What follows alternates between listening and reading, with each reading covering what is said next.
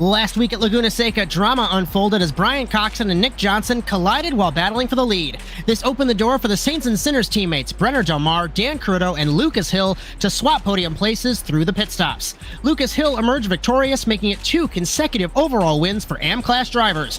As we arrive at Spa, Dan Cariddo enters as the defending race winner, and we wonder, can Saints and Sinners go 2 in a row? We go OSRL Racing in the Ardenne Forests of Belgium live next on ASN.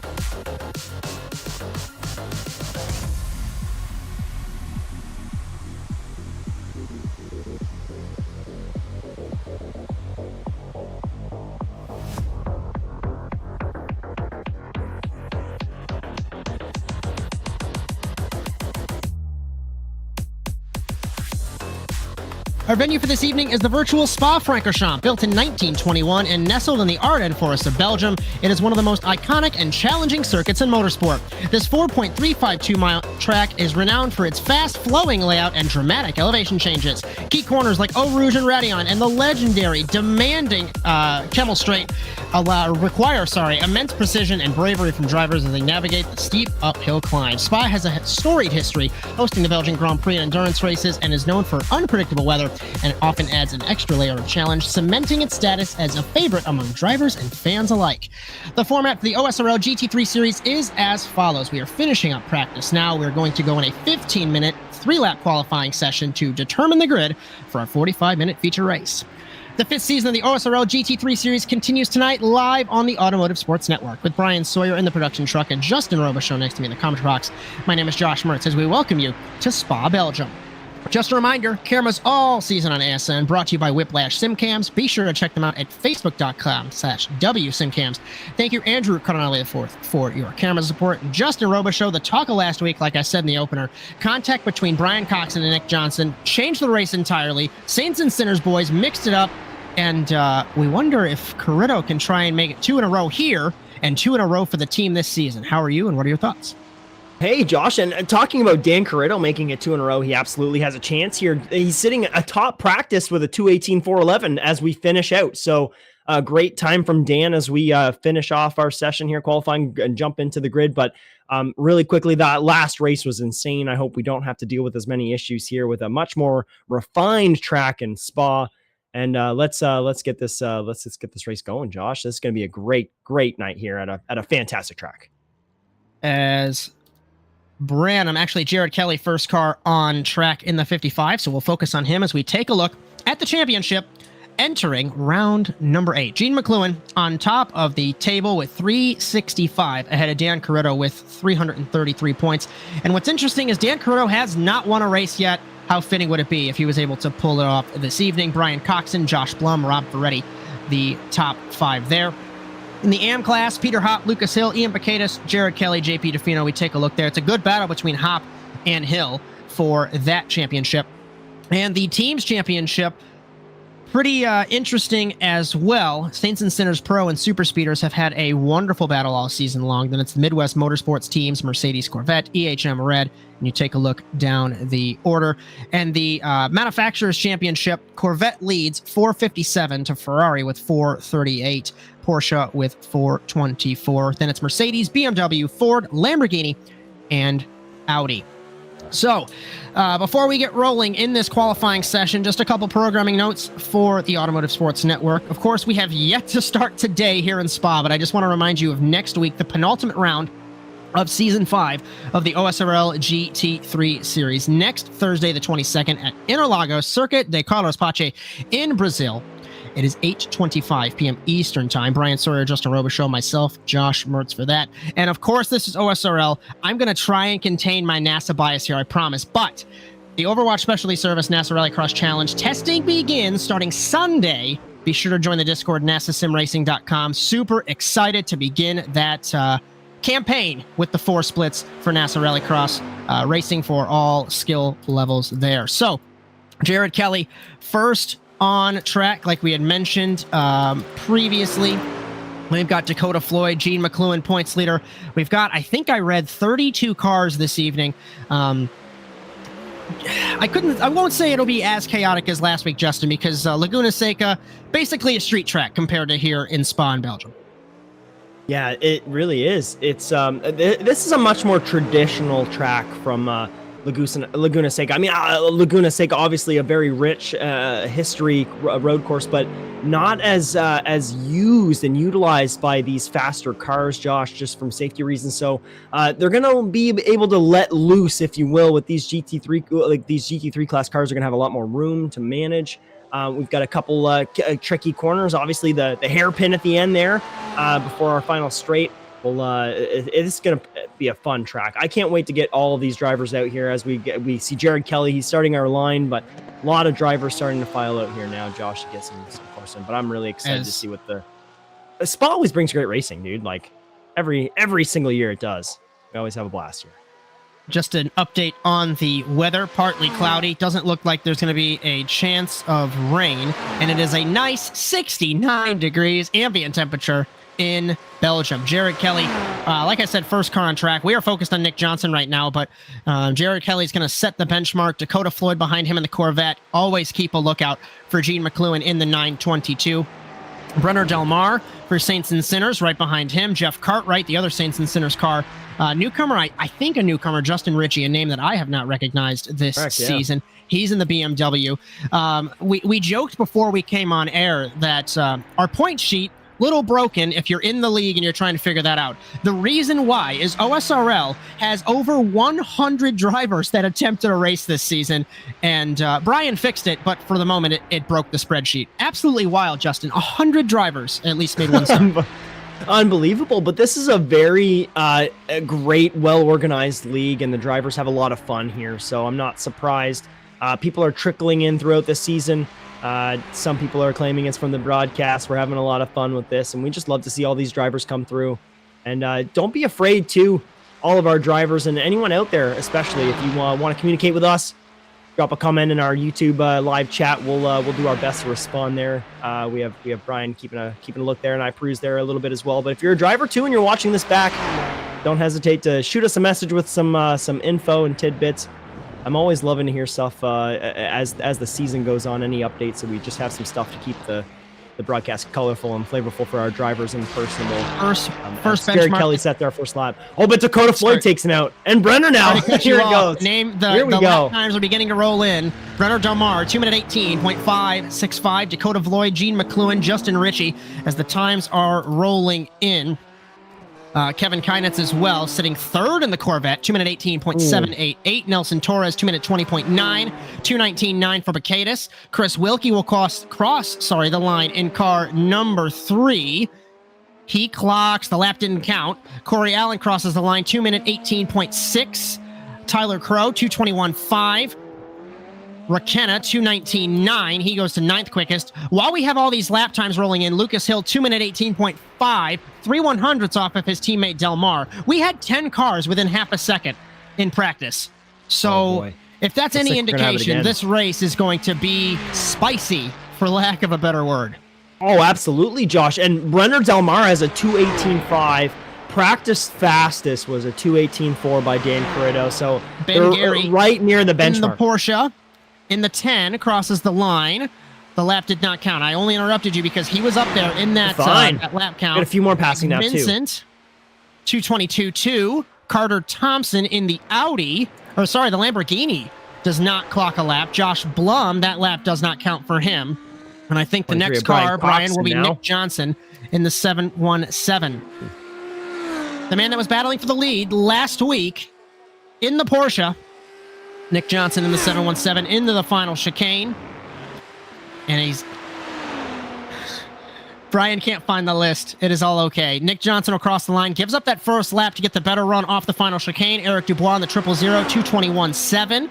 Robbie Kirtley, good to see him making a start in the McLaren, the first start for the MP4 in this series this season.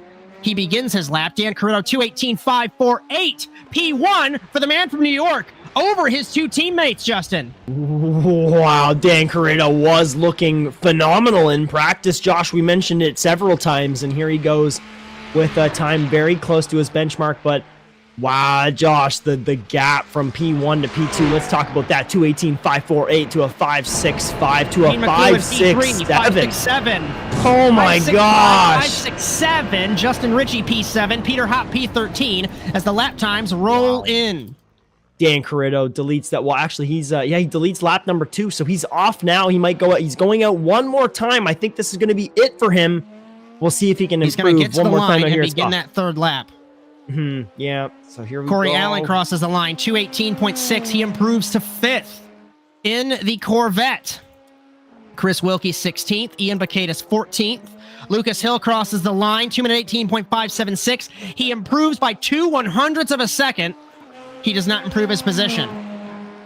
Unreal. Let's try and pick up Ben Gary in car number 10. He's going to give up his second lap. Will he reset? It looks like he will.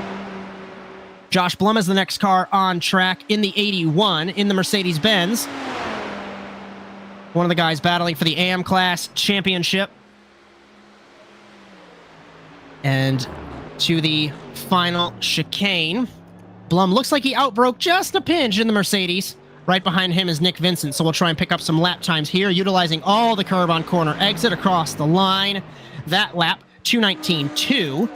Nick Vincent across the line. The lap did not count. Pick up Carter Thompson in the 15 in the Lamborghini across the line. That lap does not count. So the next car, Justin, Nick Johnson in the 717. Try and pick him up this time, Bryan. I promise you should be able to in the Porsche. He's I'm seeing him there. He just doesn't have a lap time yet.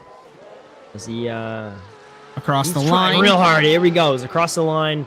He's starting one now. Count. So oh my gosh. So he's got this is it. Will cross the line in the McLaren. His first lap didn't count, or sorry, it does not count, so he does not set a lap time yet. Zach Trevino, currently sitting 18th at a 2:20.2. That lap does not count. Dubois crosses the line. That lap does not count. Christian Surratt across the line. A lot of these guys, I think, are forfeiting their second lap. As we look at Brenner Del Mar entering the pit lane. Getting some pit lane practice, and he forfeits that third lap. Across the line for McLuhan, 2:18.9. He does not improve. He is third as the championship leader. Oh, but Josh, look at that top 10. Still in the 2:18. And actually, the top 10 is still within about a roughly 3/10. An unbelievable spread for within those. A second.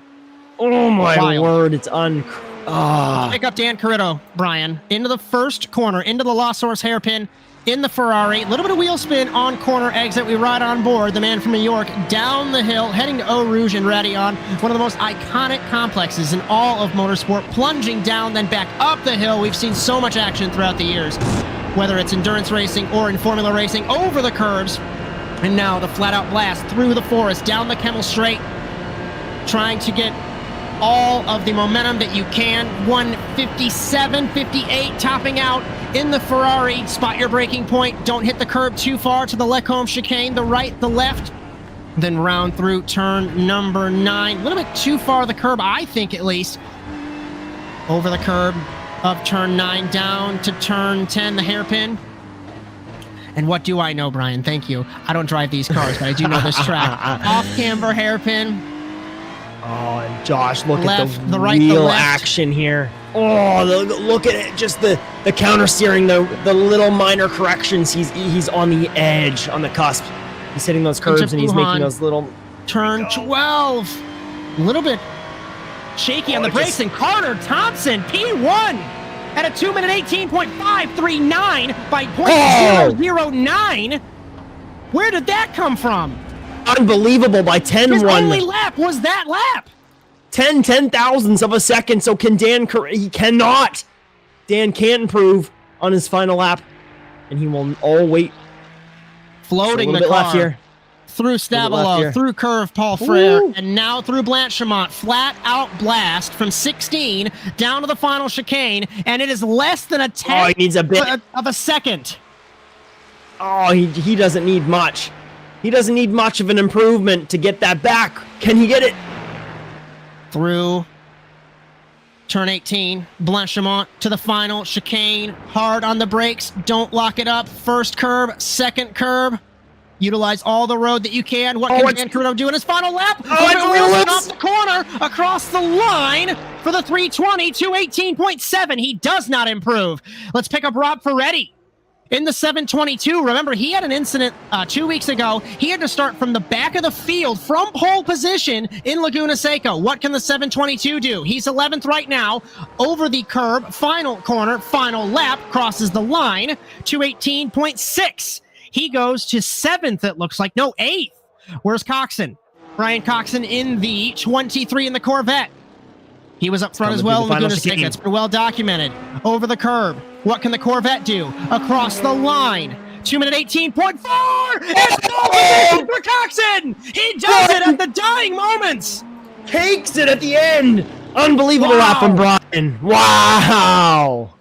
And this is crucial. Nobody can respond. Josh Blum is done. Torres, everybody else is done. Stephen Ryan has a couple laps left. Unbelievable! Wow. Unbelievable move. Bryan takes it at the final moment, and what drama here at Spa as Dan drops from pole, seemingly the owner, the 3rd position. Josh still on podium, but drops 2 spots there to a great couple laps from Brian Coxen. Plenty of drivers here too, notably with no laps. We got Stephen Ryan, Ben Gary, Maxime Boisvert, Mark Hall, Jeff Cartwright, Jack Clark, and Ethan Halsey here. No time on the board here, whether that's crashes or issues with off tracks. Yeah, Boisvert was 3rd in practice at a 2-minute 18.534. Yet to set a lap is the winner from Road America. No laps at all. Let's put it this way. Of course, we have. I don't think he's going to set a lap because, there's about a minute-ish left. 2 things. On screen, Ethan Halsey. First of all, we interviewed him last week. His interview was completely silent, so apologies for that one. But the question is, can Ethan Halsey make it through a lap?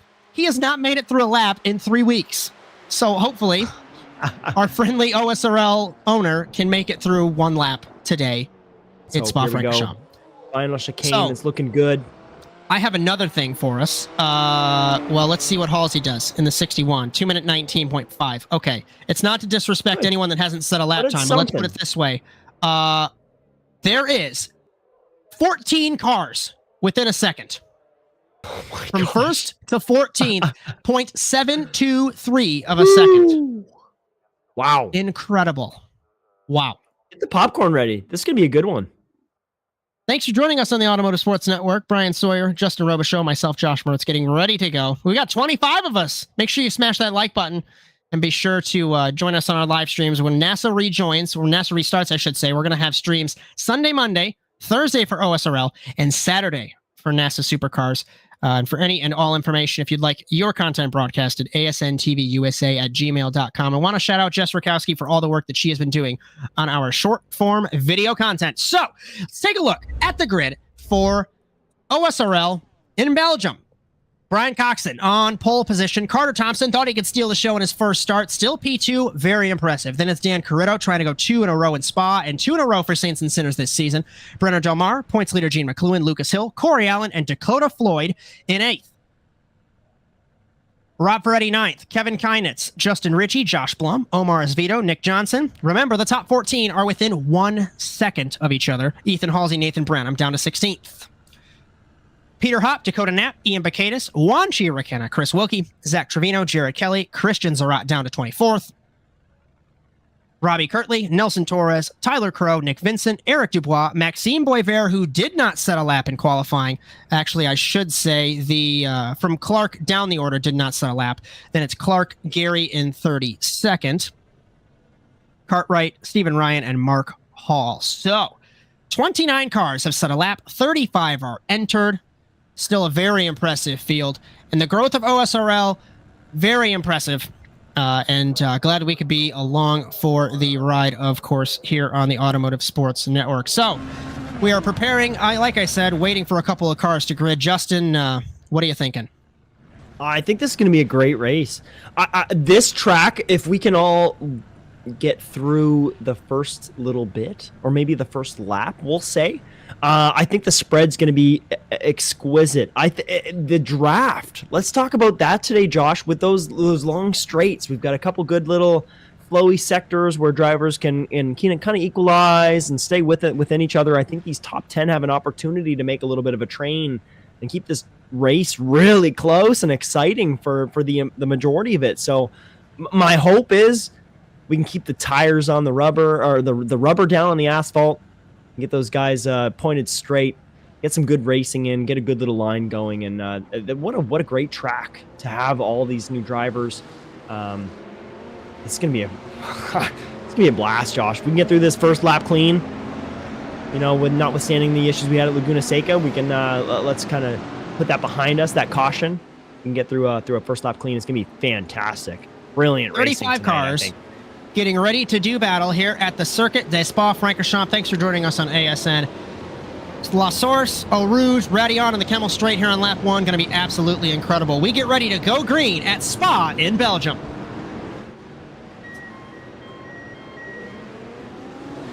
We go green in Belgium. Off the line, Coxen gets a good jump over Carter Thompson. We're side by side through the field. McLuhan, along with one of the Saints and Sinners cars, it's Del Mar. Down to La Source for the first time. Allen ahead of Dakota Floyd. Side by side, Carter Thompson tried to sneak to the inside. McLuhan as well. Surprisingly, we're 3 wide. No contact through the field, it looks like, from what I can see.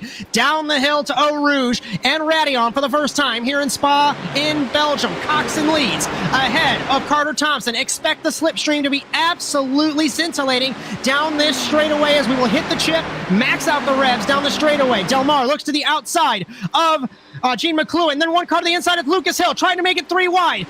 Cariddo tries to fight Carter Thompson side by side. It's Floyd versus Allen in the about 5th position. Side by side throughout the field. Like I said, a couple of the EHM cars maybe making contact through the car. One car off the road. It's Nick Vincent in the Audi.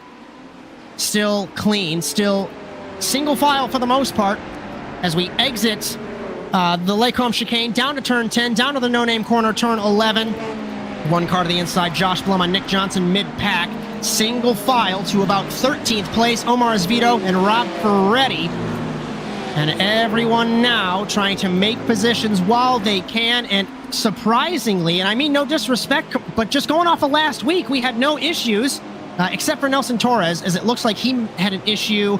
Big crash with Jared Kelly exiting the Lacombe chicane. But I would say 1 or 2 cars versus, 10 cars last week on the first lap? Yeah, absolutely. And I'm very, very intently watching the field now. There's a ton of side-by-side battles happening, but everyone seems to be maybe a bit overly cautious, Josh. Maybe they're a bit on edge from last week's first lap caution. But tumbling down the order in the 15 in the Audi.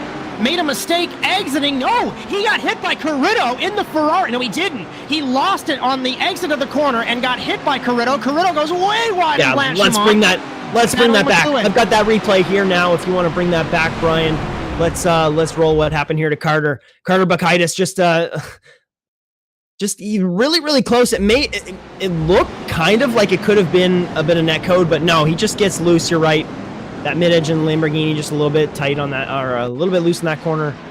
Loses the rear end and taking a second look. Very easy to lose these cars. Oh, so is into the fence. Especially the Lamborghini. He got some damage there on the right front. Oh, he definitely did. The front right smacked onto it. It's crab walking bad for the 15. What could have been? As Peter Hobbs take one of those two in La Source, he made contact with Ben Gary. That was down the order. In the 10, that was 3 cars. No, the 7 of Surratt hooked Gary in the 10. And then poor Peter Hopp got taken out as well with this. We take a look, and it's Del Mar versus McLuhan. Has Ethan Halsey made a lap? We've got a very important question to make, and I think he made a lap. I'm so proud. Let's get an update right now. Given the circumstances with what happened with Carter Thompson, Bryan Coxen has a 1.6 second lead over Cariddo and Del Mar, along with McLuhan. Now, if you're Brenner Del Mar, are you going to do a little defensive driving because your teammate is ahead of you and his points rival is behind you, Justin? I think so, for sure. This early in the race, things are getting a little bit tense up here in the front. The leader, Bryan Coxen, he's getting a bit of a gap on Dan Cariddo, so there's a bit of a strategy now that everyone has like a bit of a breath. Maybe Lucas Hill and like John McLuhan are not breathing so much right now, Kevin Keenitz, but like Dan Cariddo, Brenner Del Mar, Bryan Coxen, all having some definite strategy changes. So they're thinking about other things at the moment now that this gap is so wide here, and the battle has moved back for third place, Josh. Maybe even fourth. Looks like Dakota Floyd's getting into this battle here now, so sixth is looking pretty juicy. Let's try and pick up Chris Wilkie to see what happened in car number 3. He's got some damage on the back of that BMW, and he made contact with Tyler Crow in the Fournier chicane. Oh, turns 13 down. and 14. Yeah, that's tough. Yeah, very tough. You can't see that. Driver turns right down. He doesn't even know he's there. Someone right into him for sure. That rear bumper's gone and affects Aero big time, big time. He'll be looking for a fast repair tonight. Cariddo goes with the fastest lap in the 3:20. Let's try and pick up Rob Ferretti versus Dakota Knapp for 13th. And Dan Cariddo 7/10 up on Bryan Coxen the last time around. Dakota Knapp tries to over-under on the Super Speeders Porsche of Rob Ferretti. He's got about a car length, maybe 1.5, maybe 2 now, as the Porsche pulls the Corvette down the hill and back up the hill. He's going to get that slipstream, like I said, in the Lake Holmes chicane. The responsiveness of the Corvette versus the Porsche, and he is pulling Ferretti down the Kemmel straightaway. Looking drivers left, slipstreaming. Ferretti defends left. Will he look drivers right? Peeks out, sees that he's there. Is he going to go for it? In the 94, Ferretti leaves the door open. A little over under. No, he goes to the outside. For the room, and Dakota Knapp takes the spot. Unbelievable move there. Clips the curb. Knapp almost lost it. Here comes Ferretti down the hill into turn 10. Very respectful racing being had here in the OSRL GT3 series. Just want to update, Carter Thompson is back on track in the 15, but he is not having, of course, the best of races after that incident there. And Wanchi McKenna right behind these two. Is it ever? Is it ever? Rob Ferretti was so close to hitting Dakota Knapp there, but both of these drivers being incredibly respectful. Wanchi McKenna must love this right now, seeing these two. And really, Zachary Trevino is entering this chat as well here, late on the brakes in his Porsche. He's getting into this mix too. Steven Ryan spun in no-name corner, clipped the curb in the Ford Mustang, got hit by Tyler Crow, and came across into Nick Vincent, and the race has gone from bad to worse for car number 12. Let's take a second look here. This is through turn 10, and you'll see on turn-in, the Mustang just doesn't want to cooperate. Swaps ends, hits the other Ford there, and then Vincent just gets clipped. 1-2 punch there, and really it looks like it's just a passenger, Nick Vincent there. And we're going to pick up Gene McLuhan, Lucas Hill, Corey Allen, Kevin Keinitz, and Dakota Floyd, and Josh Blum, basically, and Justin Ritchie. That's just 5 cars battling here for the 5th place. Here we go. I told you it was going to be crazy. Oh, boy, is it ever going to be. And I'm just seeing, again, the delta is wild right now as Corey Allen's really trying to make a push on Lucas Hill here. We're going to take a second look. We might actually have to pull side by side right now, boys, because we're going to focus on the race lead with Bryan Coxen and Dan Cariddo. He was 6/10 up the last time around. And keep an eye, Lucas Hill looking huge run for Lucas Hill in the 199 in the Ferrari versus the Porsche. Down the Kemmel Straight, he takes the spot. Moved last week's winner to 4th ahead of the points leader. Corey Allen as well, slipstreaming down the Kemmel Straight, deep on the brakes, gained a car length. I got Lucas Hill. I got that battle from Lucas Hill if we want to pull up side by side. We'll watch both of these because Dan is pulling blood, and this battle is really spicy here for 4th place. Josh, we'll get those for you both Corey at the Allen same time. Looks to the inside of the points leader, Gene McLuhan. If you're McLuhan, you had an incident last week in Laguna Seca. You can't keep hemorrhaging points when Dan Cariddo's way in front. Only a couple spots, but like we've seen in any kind of motorsport, every point matters. and you have to be careful with only 3 rounds, including this one left to go, Justin. Oh boy, there's a big train. If I was Lucas Hill, Lucas Hill must have the highest heart rate. I'm thinking about him right now. I'd be sweating as Corey Allen making a bit of a charge on John McLuhan here. But Lucas Hill has the it's quite a stack behind him right now. I can't imagine. He must have his eyes off his rearview mirror. If he's looking in there, he's definitely sweating a little bit. So watch for Lucas Hill. If he can keep his mind straight, keep his apexes clean, he's looking really good right now. So he's the one you want to watch. Last week's winner ahead of the points leader. Saints and Sinners looking good. 2nd, 3rd, and 4th. Just an update, Mark Hall has moved ahead of Chris Wilkie for 24th overall. And this battle from 4th down to 12th, that is a Christmas tree on my timing and scoring from 4th to 12th. And then everybody else kind of running their own race. A lap time update, 2-minute 19.6 for Coxen, 2-minute 19.4 for Cariddo. The gap is shrinking. It is under 5 tenths, under 4 tenths now into La Source.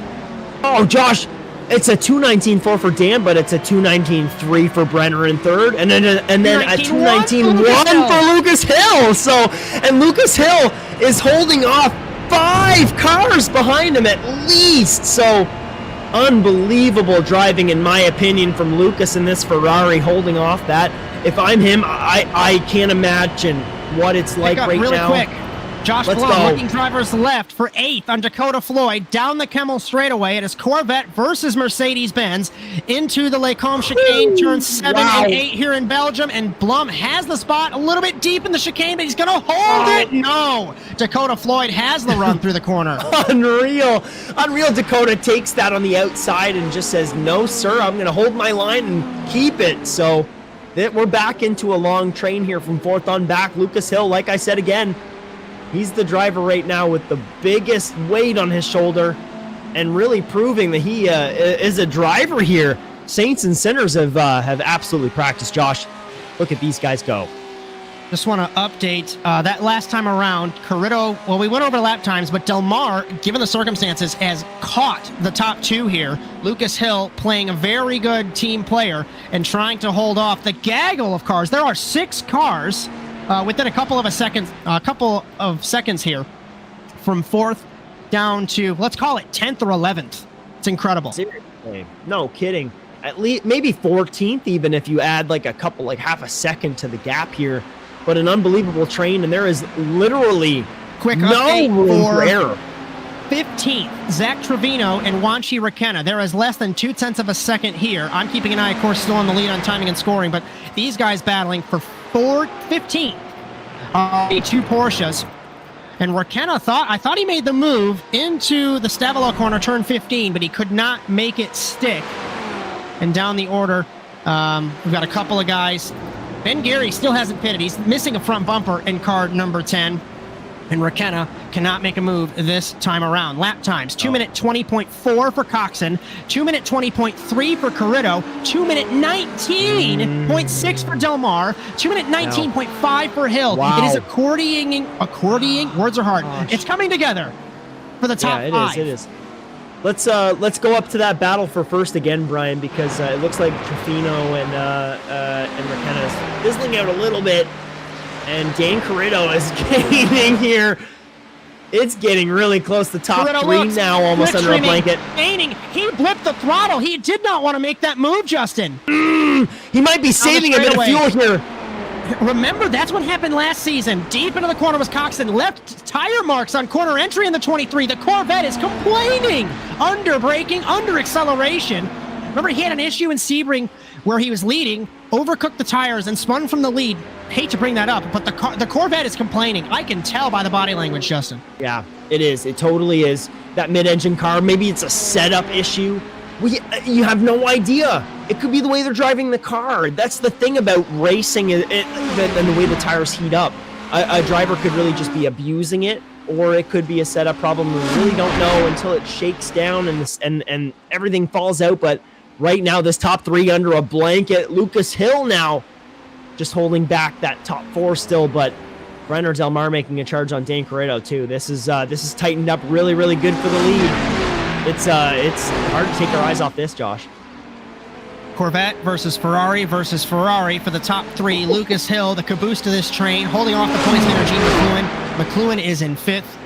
It's Corey Allen and Kevin Kynes in the 88. Just want to shout out again to Andrew Cardinale IV and Whiplash Simcams. Great work from you, my friend. Appreciate all the work that you do for us as we're still keeping an eye on the leaders. Coxen, Cariddo, and Del Mar to the final chicane. Cariddo a car length back.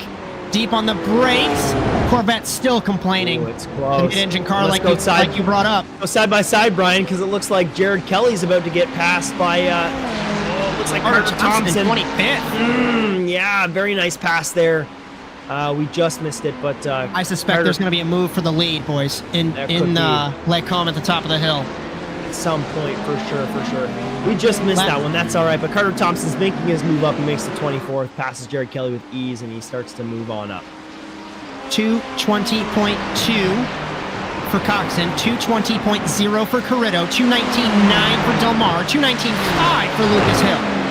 He is the quickest out of the top 4. Then it's Corey Allen who's actually quickest right now, according to the lap times the last time around. Cariddo gaining, peeking to the inside. Car length, will he make a move at this rate? He will. Opens the door. Does Coxen? Can't make it happen. Del Mar's going to let his teammate back in.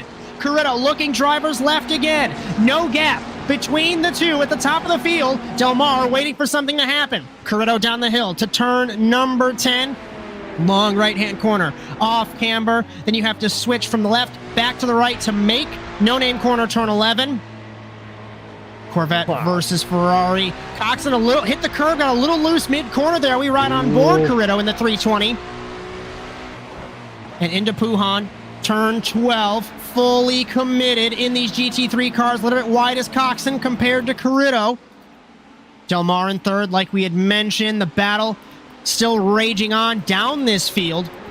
Just a quick update. It looks like there is no battle down the order. So we keep an eye on the race lead, Justin. Yeah, we have to. We could bring up side by side, but the side by side would be Brian Coxen in the top 3, holding off the top 3, and Lucas Hill from 4 on back. So if you look a little bit, you can see Lucas Hill right there in 4th place. So this battle is insane. It really just ranges from, honestly, the top 8, top 7. So what a crazy battle. As Cariddo looks like he's really hooked on to Coxen now. Through Blanchimont down to the final chicane, car length again. And I think Cariddo might be just biding his time. We saw this happen with the pit strategy. I can't recall exactly what had happened, but I think Dan saved fuel. And I don't think he pitted, but I could be wrong. Either way, it was a pit strategy call that won him the race last season here. And Del Mar looking good as well. Lucas Hill looking good. And Gene McLuhan. We have concertina there. I'm using the correct word now, Brian. We got a side-by-side here over the line as well with Dakota Floyd and Omar Acevedo holding the inside. They're battling hard. We've got drivers coming out of the pits, too. It's going to be 3 wide here, actually. Oh, down the hill, side-by-side through Eau Rouge and Radillon. Driver's right, Acevedo lets him go. You cannot go side-by-side through Eau Rouge. Real quick to the lead. Cariddo slipstreaming. Coxen looks driver's right. Can he try it again? Down to the Lake Home chicane. Coxen opens the door. Cariddo has the inside. Left, takes the spot. Does Dan Cariddo in the 320. Coxen tries to fight back. Can't make it happen. Cariddo closes the door. Here comes Del Mar. Can we make it a Saints and Sinners 1-2? Down the hill to turn 10. Del Mar deep on the brakes. Can't make it happen there. Cariddo now trying to run away. Just an update on lap times. He was slower by 1/10 of a second over Coxen that last time around. That doesn't matter, but what does matter is Lucas Hill, 219.8, Gene McLuhan, 219.6, Corey Allen, 219.7, and Kevin Kynes, 219.5. 7 cars are within 2 seconds. Wow, 8. I mean, if you count, this is an 8-car battle. 8! I'm on Josh Blum at the end here, and all these drivers have a shot. And then you have Justin Ritchie and Nick Johnson battling like a little bit of a zip code behind, but this is, I'm like almost seeing it. Gosh, this is incredible here. What a race! And there's no pits either. Pit stops come into play here, and really it's anyone's game. like within the little shuffle that's going to happen, a minor mistake could mean a huge gain for a driver here in the top 8. So unbelievable driving from all of these drivers. Everyone's so respectful, very close. It's just you're just waiting for something to happen here at this point. Let's just hold our breath and watch as the top 8 blitz Spa and put on a show. Take a look for us at the lap times as they cross the line. And can Dan Cariddo begin? What happened to McLuhan? McLuhan pits in the 9:22. Here we go. It stops the points leader. Let's go ahead and do this. Let's step aside now, and then you won't miss a thing. We're going to go side by side, and hopefully pit strategy up next. You're so interesting. I love your browser history. I like that you're not hiding anything from me. By the way, nice IP address. I like your neighborhood. You are so special. This ad is just for you. I learned so many things from you. You are so generous. With your personal data.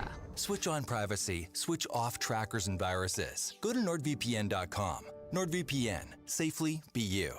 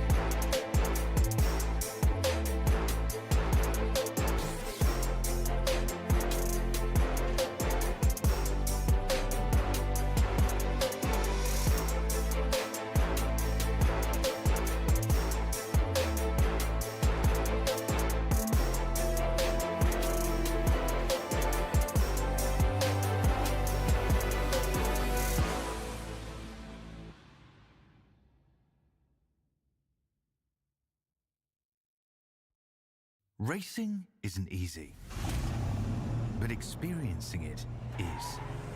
iRacing puts you in the driver's seat with the industry's leading sim racing game. Drive on laser scan replicas of the greatest racing circuits from around the world. Go head-to-head against other drivers chosen by skill-based matchmaking to ensure competitive racing at every level. Compete across all your favorite series. In officially licensed cars, engineered to deliver the most accurate driving experience possible.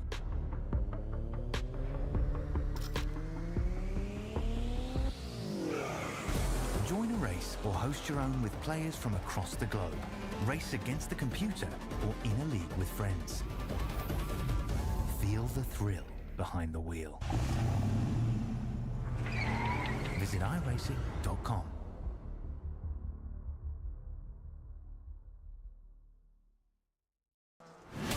Absolutely be doing what he has to do. He has to go for the championship. He has to recover the points that he lost. He's down the race, takes the lead in the 12. What a move.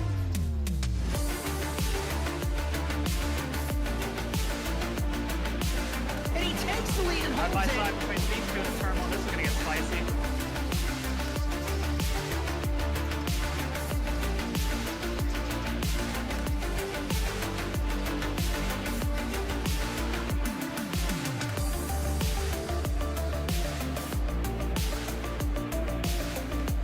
Exiting turn one, over the jump to begin the first lap clog at the inside line. McLaughlin comes contact between them. They are still side by side. This opens the door for Wetz. He can't make anything happen. From the 26, he has not won in quite some time. Dragster acing the entry to turn one, up Betty to the inside of Magnus, gives him a nudge.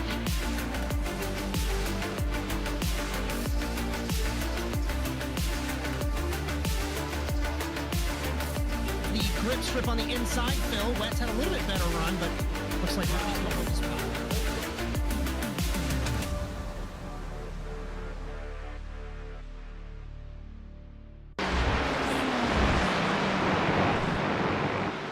We welcome you back to Spa in Belgium for round number 8 of the OSRL GT3 series. It's Bryan Sawyer in the production truck, Jess and Robichaud in the commentary box alongside me. My name is Josh Mertz, as we have seen some crazy action through the field through our ad break. Gene McLuhan pitted right before we went to break. He's the only leader to have pitted so far. We had Corey Allen and Kevin Kynitz make contact at the Lacombe chicane. Omar Esvito has crashed, picking it up there through Blanchimont into the fence, comes across, and I can't see who that is, but barely got a nudge there. I want to go really quick to second place, Coxen and Del Mar. So we talked about earlier on before the break, Bryant Coxen and the Corvette not having a good time right now, right? He has fallen about a tenth of a second every lap. He is falling into the clutches of Brenner Del Mar in car number 4. I want to give an honorable mention right now to Carter Thompson, who had that issue on the first or second lap up to 21st in the Lamborghini.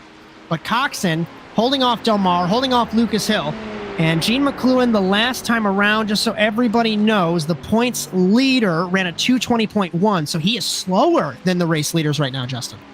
Yeah, slower after a pit stop too. So I wonder if he's just warming up the tires, or if maybe he's a little bit stuck in.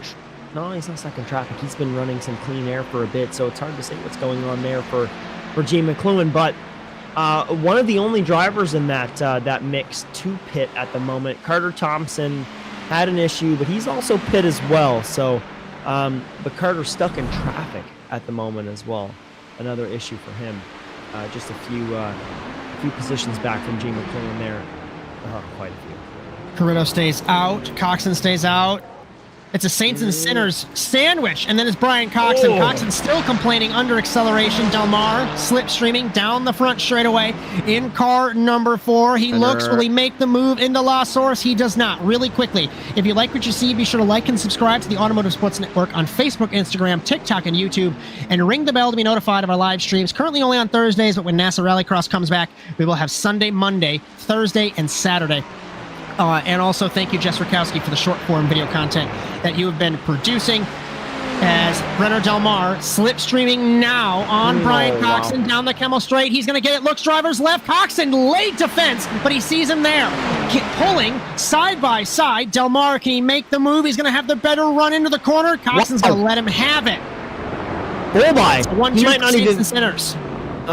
He might not have even let him had it, but Brian Coxen, there is something wrong with that car. He's lacking a little bit of confidence in it, especially into the braking zone. I wonder if he's having a little bit of issues on entry here as he looks to bleed a little bit of time to Lucas Hill, even still, who's also in a Corvette.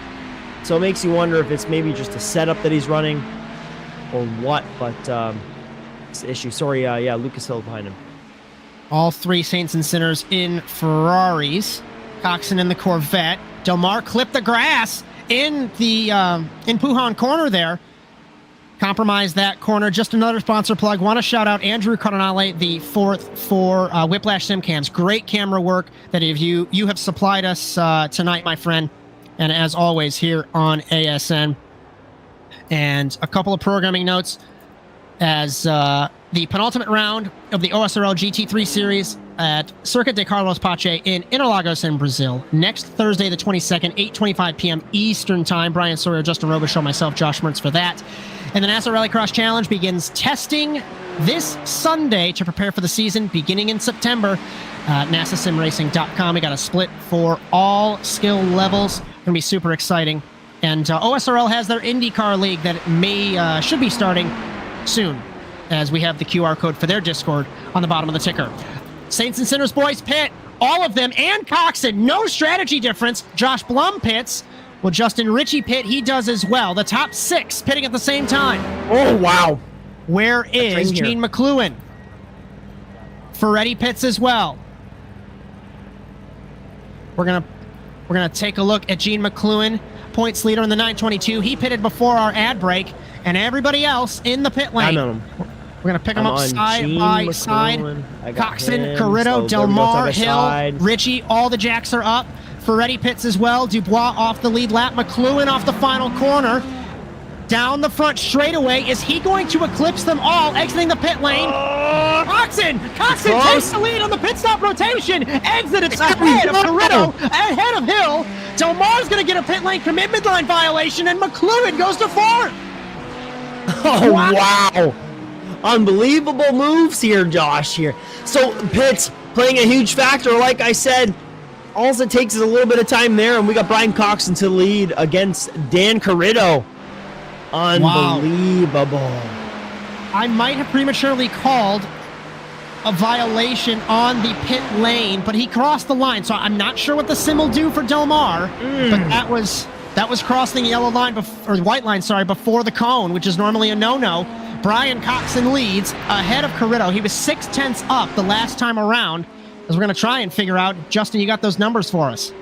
I'm trying to look here. Brenner Del Mar was a lot longer in the lane for sure, and I'm not sure why. I'm going back to see. It looks like everyone was pretty even.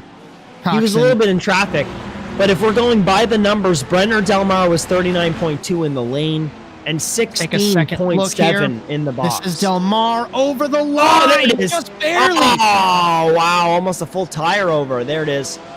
As Bryan told us, the center of the car did not cross. So the reason why that's relevant, if you're new, is because if the center of the car crosses, then it's considered an off-track or a pit lane violation. So I think Del Mar might be okay. But either way, he still lost a decent amount of time. Bryan, if you want to bring my... Well, actually, hold on here. 1 second. If you want to bring my screen up real quick. I'm just paused at the moment where he seems to cross the line over half. I go back just 1 second. There we go. There it is. He's just a split little bit over the edge of the line. So that's where the violation seems to happen. No black flag on timing. So I think Brenner's good. So let's get a re-rack of the field as we cross the line to end lap 13 in Belgium. It is Brian Coxen back to the race lead. Incredible pit strategy from the 23 to go from third to first. Then it's Dan Cariddo. Then it's Lucas Hill. Then it's Gene McLuhan, who jumped 3 spots. Then it's Brenner Del Mar. It is Brenner Del Mar in 5th. Then it's Corey Allen in 6th. Justin Ritchie, Nick Johnson, Josh Plum, Rob Ferretti, the top 10. Christian Zarat and Ethan Halsey. This is for the 15th position. Zarat deep on the brakes. Can't make it happen there. Eric Dubois is finding himself a little bit in traffic here between Carter Thompson and 21st as he's 28th and a lap down. A little bit off track is Dubois here, trying to get out of the way of these drivers and not cause an incident. Oh, yeah, great job.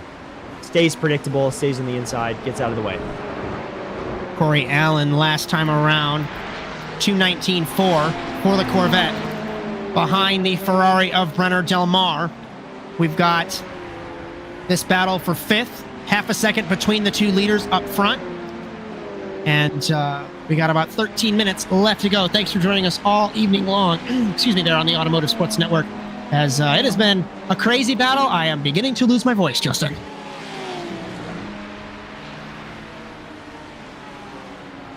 So, let's get a reset. Coxen leads. Then it's Dan Cariddo. Then it's Lucas Hill. Gene McLuhan, Brenner Del Mar, the top 5. Corey Allen, Justin Ritchie, Nick Johnson, Josh Blum, Rob Ferretti, the top 10. And taking a look for the battles through the field, I think Rob Ferretti has made a mistake from the 10th spot, ran it very wide in Pujan in turn 10. Josh Blum is half a second behind Nick Johnson. Corey Allen half a second behind Brenner Del Mar. In this battle for the lead, still half a second, as Corey Allen, last time around, we'll see when the lap times unravel here, but he looks like he's been quicker than Del Mar through the pit stops here. So we'll just have to wait and see. Into the final chicane, Brian Coxen up front, ending lap 14. I'm not sure if we lost Justin, if there was an issue like there was last week. Hopefully we'll get him back if he's gone. Coxen across the line, 2 minute 19.2, 2 minute 19.9, 18.9, sorry, for Cariddo. We have lost Justin, so hopefully he'll come back soon. 0.3 up was Cariddo the last time around. Lucas Hill, 219.5. McLuhan, 219.7. And then the last time around, Corey Allen was 0.2 up on Brenner Del Mar. Allen in the Corvette ran a 219.7. Then it was a 219.9 for Del Mar. We go back to the lead. Coxen and Cariddo. Cariddo trying to slipstream down the Camel Straight, gaining under 11 minutes left to go here in Belgium. Looks drivers left. Coxen defends middle of the road. Turn in the Ferrari much more cooperative than the Corvette, given the line that Cariddo had. Over the curb. Less than a car length. Cariddo's got the pace over Coxen. And we've documented that the Corvette not cooperating, a little bit wide in turn 10. Tricky corners, like we've mentioned, left, then you have to go all the way right to make no-name corner, the left-hander. Carter Thompson's up to 20th. I'm documenting that because he made that mistake at the beginning of the race and fell to 34th, which was last car on track. And Coxen still holds this lead. 0.3 seconds from him to Cariddo. Del Mar and Allen less than 0.3 seconds as well. So we've got two battles here. Then Bryan, let's take a look. Let's take a look from high above at Bryan and Coxen battling Dan Cariddo. That's very high above. There we go. That's a good one. At the battle for the lead. Exiting and heading to Blanchiment of Flat Out Blast through the Ardenne Forest here in Belgium. And it has been a wonderful race. It's been a wonderful season. Yes, we still have 2 weeks left. We still have 10 minutes left tonight. But it has been incredible racing all season long for the OSRL GT3 series. We thought it might not have been a good idea to remove the prototypes, but these GT3 cars have been shining as the top class with the class split. And across the line, Coxen will run a 2 minute 19.2, 2 minute 19.3 for Cariddo, 0.345 for Lucas Hill. So he's on pace with his teammate. And Gene McLuhan ran a 2 minute 19.6. McLuhan's not going to give up too many points. He's only a couple spots behind Dan Cariddo. But if we can expect a Hail Mary for Cariddo for the championship in the last two races, he can do all that he can. But if McLuhan's going to finish on the podium or right off of it, it's certainly not going to help him. And technically speaking, McLuhan's on the podium for the Pro class, so only one spot gained for the 320. Cariddo, couple car lengths down the Camel Straight to Lake Holm. A 10th difference, like we mentioned last time around. It's less than a quarter of a second, right around there between Coxen and Cariddo. But if Coxen has to push like he is, the tires might burn away again for that mid-engine Corvette versus the Ferrari. And Lucas Hill, last week's winner, if anything goes wrong between those two. The timing screen has fizzled out for the moment. The top six, pretty much the battles that we've got. The top two, I should say. And then 5th and 6th, Brenner Del Mar versus Corey Allen. And I should say, Brenner Del Mar very close to Gene McLuhan as well. So we've got two battles to focus on. Hopefully we got you back, Justin. I see he's back in the circle. Yeah. Hey, how's it going? Yeah, those battles are the two we want to watch tonight, Josh. Bryan Coxen is really just holding off Dan Cariddo, and then it's really just John McLuhan holding off the rest of the field at the moment. So we'll see what happens from there on. I'm starting to load the sim back up. I'll be in very, very shortly. So into Stavelot, turn 15, through Curve Paul Frere, through Blanchiment. That'll be upcoming. And I think Dan's just going to bide his time and maybe make a move later on. Still a battle for 4th between McLuhan and Del Mar, but Del Mar's fallen off the rear wing of the Porsche, and he's falling into the clutches of Corey Allen. Josh Blum trying to catch Justin Ritchie, and then everybody else minding their own business. Very clean race this evening here in Belgium as we hit 7.5 minutes left to go. We're going to hit lap 17. It says we're going to hit 20 laps. We'll see what timing does. And will the Corvette, Justin? Not sure if you were back. I wondered. Oh, we're good now. I'm in. I wondered. I'm wondering the same thing. Will the Corvette survive? I promise. I just want to say, I promise it's not because we're fans of Cariddo. We take the Saints and Sinners NASA bias away, right? And we ask, can the Corvette of Coxen survive from what we've seen earlier on? I'd love to see that. So the internal chatter I'm seeing with a lot of teams running the Corvette is it's setup based. So the guys that understand the setup. Cariddo gaining, slipstreaming down the Camel Straight. Coxen's middle of the road. Cariddo looks driver's left, looks driver's right, gaining about a mile an hour. Doesn't have the advantage here though. Brakes. Coxen leaves the door open again. Will Cariddo over under, exiting Lake Home through turn 9, the exit of Lake Home, down to turn 10. Car length again between them. Not yet for Dan Cariddo. Not yet. He still has a bit of time left. There are a few laps left, Josh, and he needs to bide his time. Absolutely. That was not the spot to make it. He did not have the advantage going into the inside there. Bryan Coxen knew it. Held his position. Keeps it. So we'll see what happens. There's still 3 laps left to go. Lots to go on. As it looks like Lucas Hill off in his own little race, and John McLuhan's holding off a little bit of a battle here from 4th on back to 5th and 6th. We take a look at Mark Hill in the 888 in the Mercedes-Benz onto the grass and lost it in the Camel Straight. Oh, that's easy to do. Into that's the fence. very easy to do. You get a little bit drifted into the grass. These slicks do not like that grass at all. It's very easy to lose control of that. Quite a bit of damage. Unfortunate for the 888 of Mark Hall. Had some support in our chat, and not a good run for the 888. Heading to the pit lane with a couple minutes left to go. Coxen, Cariddo dueling at the front. Lucas Hill in 3rd. So Lucas Hill is trying to make it 2 AM class wins in a row. Remember, he won overall and obviously an AM last week. As deep on the brakes is Cariddo, nearly into the rear wing of Coxen. Ooh. Oh, tries to make a move there, and he just really shoots himself in the foot. Gives himself about a second of a gap now. So 1st, 2nd, 3rd, fizzled out almost. As it seems to be John McLuhan holding off Brenner Del Mar and Corey Allen from 4th, 5th, and 6th. 0.8 of a second. The battle at the moment. Coxen was quicker. The Corvette complained under acceleration, exiting La Source. They're coming up on Jeff Cartwright in the 355, one of the Saints and Sinners cars. Of course, blue flags will be prevalent, but it's a matter of when you will let the field by. Very small dots as we look from on board the 355, the Ferrari. As Coxen leads, Brenner Del Mar looking to the outside, looking at drivers on Gene McLuhan under braking to Lake Home. McLuhan takes this, or holds the spot rather. Here comes Corey Allen. This is for 4th overall. And this is actually for 3rd on the podium for the pro class. Oh, man. I mean, if you want to bring up side by side, Brian, I'm watching John McLuhan hold off Brenner Del Mar right now on my screen, so we can pop that up.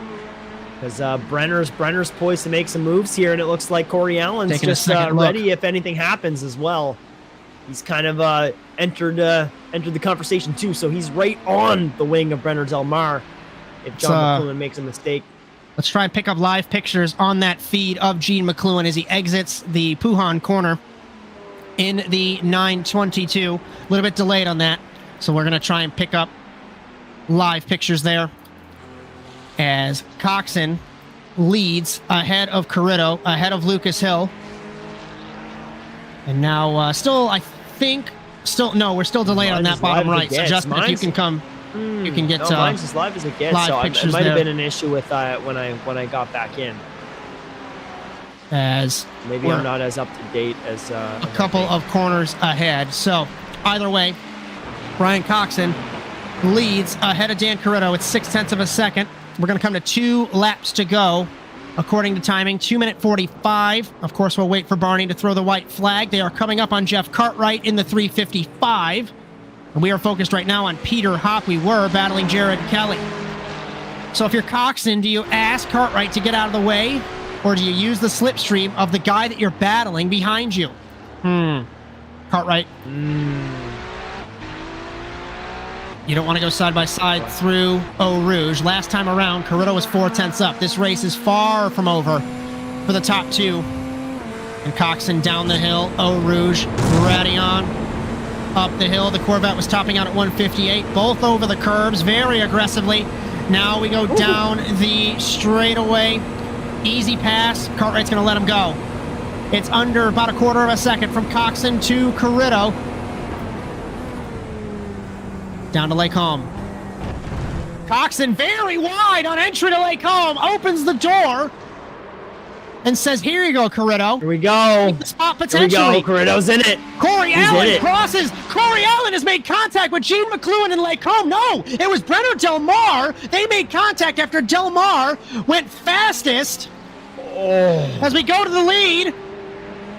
One car to the inside, Coxen on the outside trying to pick this up. It's Dan Cariddo trying to clear contact as we enter Puhan corner. Battle for the lead as we had contact for third.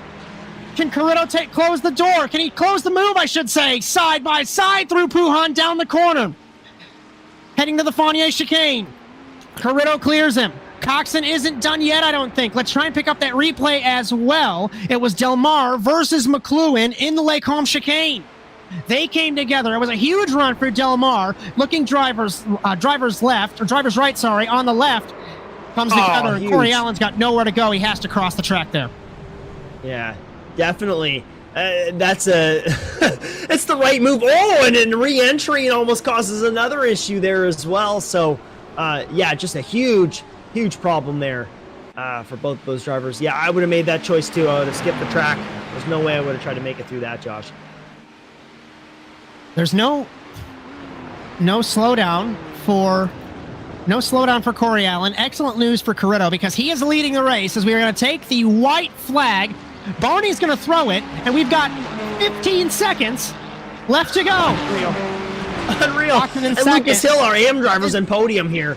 Why is Barney on the grass? That's bizarre. Anyways, so Gene McLuhan's down in 7. So this is crucial for Cariddo in the championship race with coming to 2 races left to go at the end of the race tonight. It has been chaotic, as normal, for the OSRL GT3 series tonight, all season. And Bryan Coxen took the lead off the start, fell back, got the lead back on pit stops. He's trying to slipstream Dan Cariddo. Cariddo made an incredible move through turn 10, through turn 11, through turn 12, took a couple corners, but he holds the lead. And the super long lap here in Spa, 4.3 miles, and is nowhere close to being done yet. But this is crucial for him because he's trying to go 2 wins in a row here in Spa and 2 wins this season for Saints and Sinners coming off the back of Lucas Hill's win last week in Laguna Seca. 0.4 of a second is the gap. Looking down the order, it is pretty quiet throughout the field, especially after the chaos that we had in Lake Home the last time around. As Cariddo through Puhan. Coxen, half a second back. Lucas Hill trying to get another podium. Gene McLuhan way down the order in 7th. And bad luck for, sounds like Omar Esvito. He has another issue in the Audi. As, apologies there, I heard incorrectly, Brenner Del Mar had another issue. So, exiting Stavila curve, Paul Frere, and through the straightaway that's not really a straightaway, and then Blanchimont to the final chicane. And Dan Cariddo took the lead from Bryan Coxen, lost it on the pit stop rotation, and the momentum that the Saints and Sinners team is having, pretty good for them. Like I said, coming to 2 wins in a row, 2 wins for Dan Cariddo. We still got 1 corner left. It has been a great race tonight in Belgium. Last-ditch effort for Bryan Coxen. Deep on the brakes. Can't make it happen. It is 2 for 2 in Belgium for Dan Cariddo and 2 for 2 for Saints and Sinners as Cariddo wins overall and in pro. And across the line, it's going to be Lucas Hill, another AM victory and an overall podium. And Saints and Sinners sweeping proceedings tonight. Corey Allen 4th, Josh Blum 5th, Gene McLuhan got back up to 6th, Nick Johnson, Dakota Floyd, Brenner Del Mar, and Rob Ferretti, the top 10. Wow, let's take another look. One more replay Something coming up here for us. Yeah, I believe this is Richie here. Yeah, Justin Ritchie. Just a wobble there. A speed wobble, if you will. Right in front of John McLuhan. John McLuhan counts his lucky stars. He's not involved in that little collision as a late mishap. in the last lap of this race, Josh. Wow. What a race. What a race. Let's Especially for Saints and Sinners. wow. Let's take a quick breather as we bring up the classification. Here in Belgium, Dan Cariddo wins for the second consecutive season in Belgium and is the second consecutive win this season for Saints and Sinners. Bryan Coxen. That was a great battle tonight between those two. Lucas Hill in the AM category for Saints and Sinners wins that race on the overall podium. Then it's Corey Allen, Josh Blum, Gene McLuhan should hold the points lead still. Then it's Nick Johnson, Dakota Floyd second in AM, Brenner Del Mar, Rob Ferretti, Dakota Knapp, Wanchi Rakenna through 12th. Justin Ritchie, Jack Clark, Ethan Halsey. Let's take a breath. Ethan Halsey has finished a race after 3 consecutive weeks of crashing on lap 1. I'm so proud, so happy for our OSRL owner. Christian Zarat, Omar Esvito, Nathan Branham, Robbie Kirtley, Carter Thompson, Jared Kelly, Peter Hopp, Chris Wilkie, Stephen Ryan through 24th. Jeff Cartwright, Eric Dubois, Mark Hall, Nick Vincent, Zach Trevino, Kevin Kynitz, Ben Gary, Tyler Crow, Ian Bacadis, and Nelson Torres through 34th. We had, come to think of it, Maxime Boisvert did not start tonight in Belgium. Wow. So, oh boy, we're going to begin our interview process. I'm going to pull in Lucas Hill, 3rd place overall and a 2nd consecutive AM win. And Justin, all yours. Oh, Lucas, first of all, do you have me? I'm clear? Yes. Hello? Oh, gotcha. Okay. All right. My question. For most of this race, it seemed like you held off like the biggest pack. And maybe it was like 4th on back or 3rd on back. But talk me through that. Was it as stressful as I thought it was holding off that many people? At the beginning, yeah. But once we started to get, I think once it got past a 2nd gap, I got more comfortable and I just started sitting behind and grabbing as much draft as I could just to make that gap as large as we could. And luckily with some incidents behind, we got a pretty large gap so I could just focus on running consistent, clean laps every time. So good stuff. Consistent laps, it seemed like you were doing all night. So was that like team practice? Were you guys practicing throughout the week as Saints and Sinners? yeah, we were all kind of doing our separate practice. I mean, I tried to get at least 50 to 100 laps in just to be safe, and that's kind of what I've done since I started. So it seems to work, so I'm going to keep doing it. Hey, good stuff, Lucas. Perfect. So who would you like to thank tonight before we let you off? I'd like to thank Saints and Sinners again, just because, I mean, without them, I wouldn't be racing in this series. So. Hey, fantastic, Lucas. Thanks so much. Josh, you have anything for Lucas before we let him go? 2nd consecutive class win and 2nd consecutive overall podium. So good run, my friend. We'll see you next week in Interlagos. Thank you, guys. No kidding. Thank you. Our 2nd place man, Bryan Coxen. What could have been? Justin, all yours. Oh, what could have been, Bryan? You did a great job trying to hold off Dan Cariddo for a lot of that race, but talk me through the strategy. Was the car just falling off for you late in this race, or was it just a little bit of jitters? Tires and a bit of jitters. We had like one slight contact before Puhan that had me quite scared.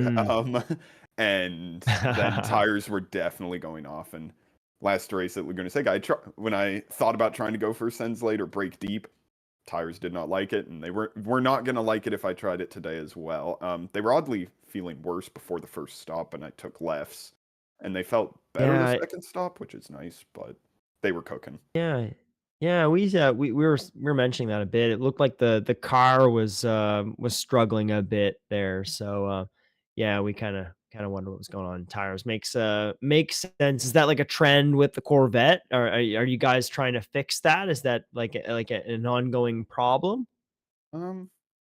Maybe not the Corvette specifically. I haven't noticed it being particularly bad in this car, but I think at least the last 2 weeks, the tracks have both been very tire intensive. So maybe it's just the tracks are not really loving the Corvette right now. For sure. Yeah, that makes sense. Totally. Awesome. Well, who'd you like to thank, Bryan, before we let you off tonight for a fantastic P2? Honestly, a great race tonight. Appreciate it. Usual guys, the Midwest Motorsports guys, all the teammates there. That's about it, I suppose.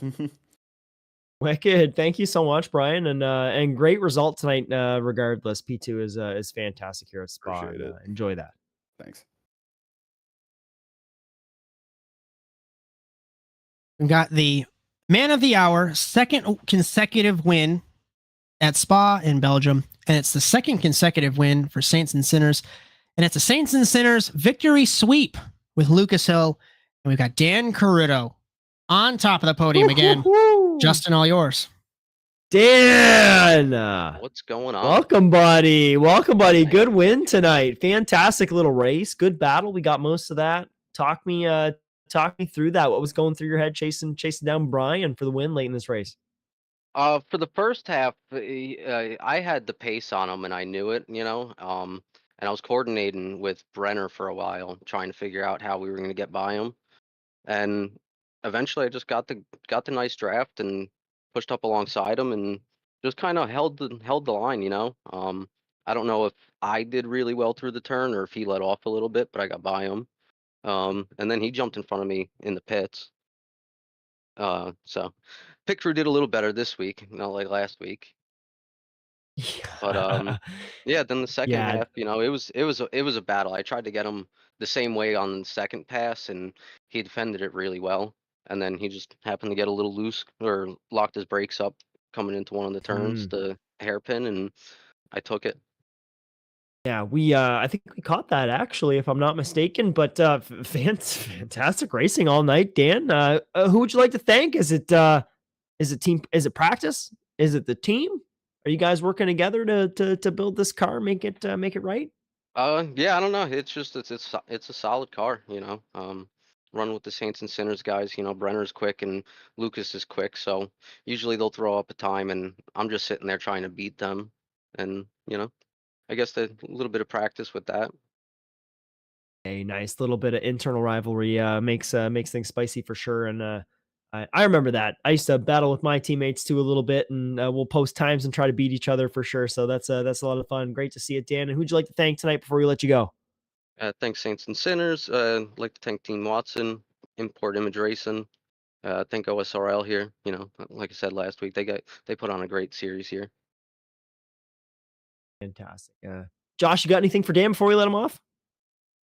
Everything that I want to say will come across as bias. All I'm going to say is great run, my friend. And we'll see you next week in Interlagos. Yeah, we'll see. Yo, let's go down. Let's break the fourth wall and just congratulate our NASA guy. Woo! Good win, buddy. Good win, dude. Thanks, guys. Good win, buddy. Have a good night.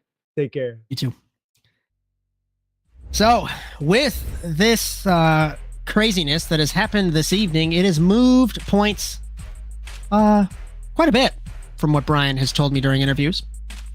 Gene McLuhan, 13 points is the gap. 13. Wow. It was 30-something coming in.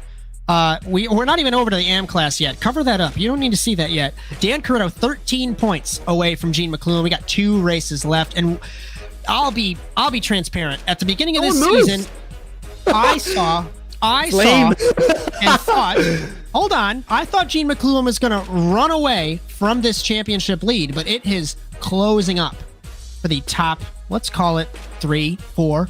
Coxen, Blum, Ferretti, no movement in the top 10. Well, we're kind of up a couple spots, but look at the AM category. Lucas Hill, right? That's what I'm talking Peter about. Hop, 13 positions up. Peter Hop, and Lucas Hill in the points lead of that championship. Zach Trevino, if that's correct, is up 54 places. I don't know if that's a glitch or not. That's kind of hilarious. I was waiting for that. Correct. I was waiting for that. That's awesome. Wow. Let's go. Good stuff. Good stuff. 54 places. Only in OSRL when you have over 100 guys round of a race. So, wow. Let's get a couple sponsor plugs, some programming notes, some final thoughts, and we'll take a look at teams too, Bryan. We got it. So, Saints and Sinners and Super Speeders. They were on top of the board earlier on, 797 to 755. That's a good battle as well. Midwest Motorsport, 3rd and 4th, EHM. So I don't think there's any movement in the teams championship. And do we have manufacturers, or is that graphic broken, Bryan? We do not. Let's pull it up. Is it broken? Let's see. It's still broken. Yeah, it's broken. Welcome that answers our question. I'm assuming it's probably Corvette up front or Ferrari. Welcome to ASN. I promise we know what we're doing. So we're going to take a couple programming notes before we get some sponsor plugs and some final thoughts and say goodnight. So, the penultimate round of the OSRL GT3 series at Interlagos next Thursday, the 22nd, 8:25 p.m. Eastern Time. And I hype it up every single week. But if you're watching, get your friend, your family, your dog, your cat, get them to race, get them to watch. It has been awesome all season long. It has been a pleasure to watch this series go on. Next Thursday, 8:25 p.m. Eastern for the penultimate round of the championship. And I trust that it's building to a crescendo. It's going to be pretty great. You'll have Bryan, Sawyer, Justin Robichaud, myself, Josh Mertz as always for that one. In the Overwatch Specialty Service NASA Rallycross Challenge, we begin testing this weekend. The season starts the week of September 1st. NASASimRacing.com for any and all information. It's going to be super fun. 4 splits, 3 different days, and a race for all skill levels. If you like what you saw tonight, be sure to like and subscribe to the Automotive Sports Network on Facebook, Instagram, TikTok, and YouTube, and ring the bell to be notified of our live streams on Sunday, Monday, Thursday, currently just Thursday, but then Saturday as well, along with our short-form video content courtesy of Jess Rakowski. If you'd like your content broadcasted, asntvusa.com. Also, if you're interested in joining our crew, follow that email as well. Just a reminder, cameras all season on ASN, brought to you by Whiplash SimCams. Be sure to check them out at facebook.com/WSimCams. And thank you, as always, Andrew Cardinale IV for your camera support. It has been wicked all season long. Justin Robichaud, final thought from you? Oh, what a race! What a race! Next week should be just as good. So looking forward to that. The movement tonight, wicked. We'll see if Saints and Sinners can keep up the great work next week, and have a great week, everyone. Let's recap next week and or regroup next week and get this series near the end. I think there's still some battles to happen, so we'll see. Every week it seems to bring on a different strength, so we'll see who gets it next. As the ebb and flow between Coxen and Cariddo tonight, and Brenner was there, and McLuhan was there, and Lucas Hill was there. We had 10 cars within a second in qualifying. We had 10 cars within like a second for half the race. The racing, absolutely incredible. Like we've mentioned, there's a QR code floating around on our ticker when it's up, and there's an invite somewhere for OSRL. Be sure to join and have so much fun. This series becoming personally one of my favorites to watch and cover. So the checkered flag has fallen on the evening tonight. And from all of us at the Automotive Sports Network, from Jess Rakowski, Victor Valley, Jared Lott, Justin Robichaud, Cody Erdman, Ethan Halsey, and Bryan Sawyer, my name is Josh Mertz, as we hope you enjoyed today's coverage of the OSRL GT3 Series tonight from Spa. We congratulate our pro and overall winner, Dan Cariddo, 2 in a row here in Spa in Belgium, remember, and our AM class winner, Lucas Hill, also 2 weeks in a row for him, 2 weeks in a row for Saints and Sinners. And be sure to join us next week in Brazil at Interlagos. But until then, so long, everyone.